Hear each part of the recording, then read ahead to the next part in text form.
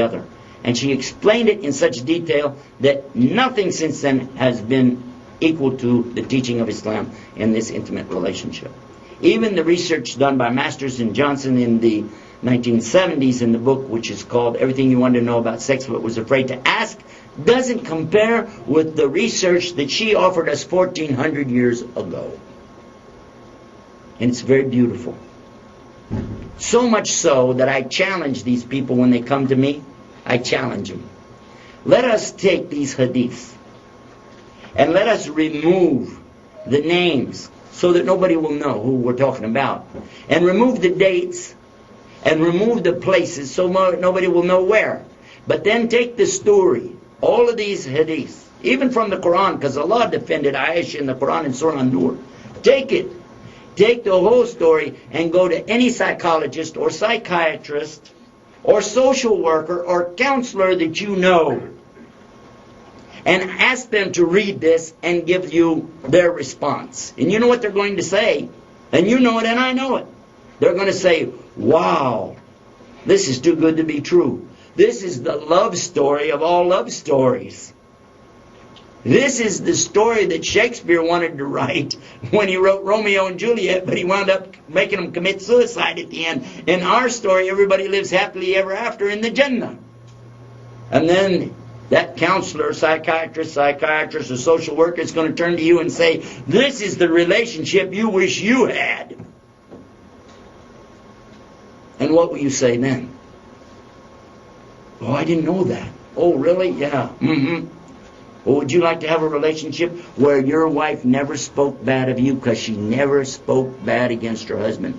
How many women can say that today, that they never spoke evil against their husband? Huh?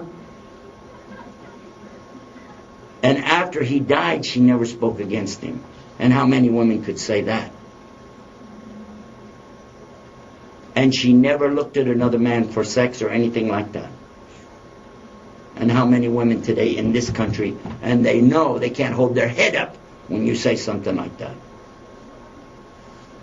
If you know the truth behind these stories, you can't accept people to talk this way. But you need to have respect and show them the right way.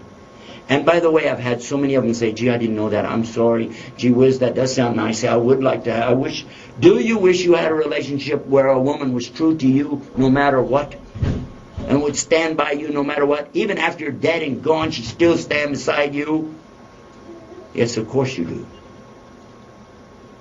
And by the way, do you remember when we started our little talk? I told you if you heard anything that made you say, gee, I like that for me. This is something good that you might consider worshiping Allah alone without any partners. You remember that? Well, maybe it's time now that you say, Ashhadu an la ilaha illallah, Ashhadu Muhammad Rasulullah. Watch their face. Next.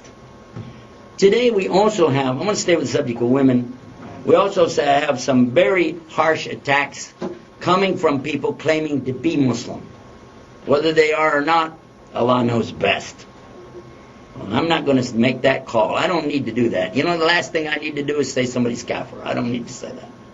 But I can say there's a big question mark on people who say and do certain things. And I'm going to avoid those people.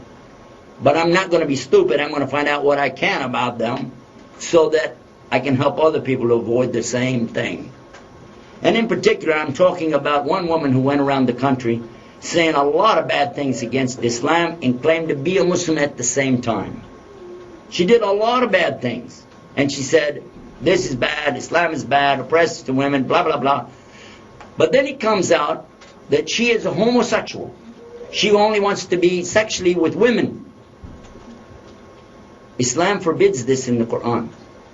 And the Bible forbids this very clearly in the book of Genesis when it talks about Qawm, the people of Lot. The Bible tells them to kill people who do this and tells you how to kill them. The Bible, their book. Our book doesn't say it like that. What we know, though, this is despicable in the sight of Allah because He created a man and a woman to be together to have children. Not a man and a man or a woman and a woman. You don't have to be a rocket scientist to figure that one out. Yet this woman is that way, and she's cursing Islam, saying she doesn't agree with Islam. Well, I guess not. because Islam is speaking against her. But this woman published a lot of stuff, and unfortunately a lot of women picked up on what this lady was saying, and they began to repeat some things, not knowing that this woman was really such a deviant person. Then another woman comes along, and she's claiming to be a professor of Islam. She's a teacher. She gets paid for it, so she's a professor. And she's saying to the people that, oh, a woman can give speeches on Friday, the Jummah, the sermon on Friday, and a woman can lead the Salat. This is what she said. And a lot of women again said, oh yeah, we need equal rights. Without realizing, when you do that, you give up your equity. And you don't want to do that. Because Allah perfected your deen, your way of life for you 1400 years ago. I asked the women today in another program I was talking about, would you like to give up the right to keep all your money? Because in Islam, women don't have to support men, but men have to support women. And all the women agreed, no, I don't want to give that up. That's a good right, and I'll keep that. Women have the right to be supported and protected by men, starting with their father, their brother, their husband, and their sons. And if they don't have any family, the rest of the male community is responsible to take care of those women, because women never have to go out and get a job. They never have to go out and support themselves. And there's no such thing in Islam as a woman living underneath a bridge with one of those shopping carts or a bag lady. This is horrible and totally out of Islam. Islam is providing for the women. Now if men don't do it, Allah will punish them for that. But it's a woman's right. Did you want to throw that right away? I don't think so. So be careful when you start talking about let's change some things, because you don't realize you can make a change you didn't like. What is the status of the woman in worship in Islam? Allah tells us very clearly, and I'm going to go to another chapter of the Quran, chapter 33, Al-Hasab, chapter 33, verse 35.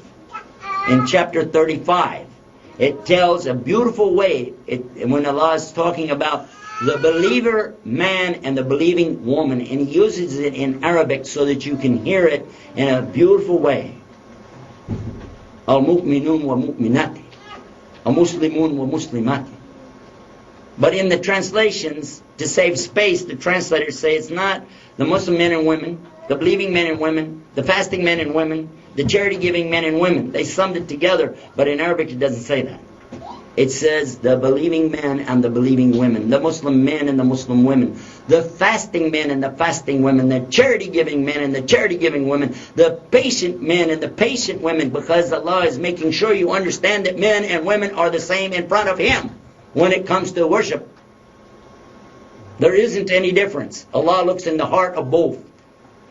And then in the next verse, it's very important, because He took all of verse 35 to set you up for verse 36, when He said, it is not for the believing man nor for the believing woman that when Allah and His messenger have decided any matter, that they have any other opinion, but they take it. And they have no resistance to the decision of the Prophet ﷺ. Now figure that one out. It's very clear men and women have this high status with Allah subhanahu wa ta'ala, and the responsibility at the same time. So it isn't appropriate, it's wrong for a man or a woman to go against the teachings of the Quran or the Prophet, peace be upon him. That's the way Allah said it, not me.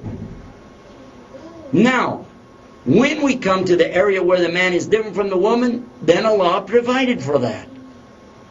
When it comes to the salat, we want to talk about salat. Salat is not prayer. Anybody can pray anywhere they want to. That's just raise your hands. Oh God, I need this, I need that. We call that dua. Dua, that's any place, anytime, no problem. Dua, that's what Christians know about. They don't have salat. Did you see Christians do salat? No. Don't call salat prayer. Explain to them this is a thing called salat, which is a special worship that used to be reserved for prophets. And it's in your book. They used to stand and bow and fall on their face. Exactly what we do today. No different. They faced towards Jerusalem, just as Muhammad, peace and blessing be upon him, used to do before the Qibla was changed by Allah in the Quran.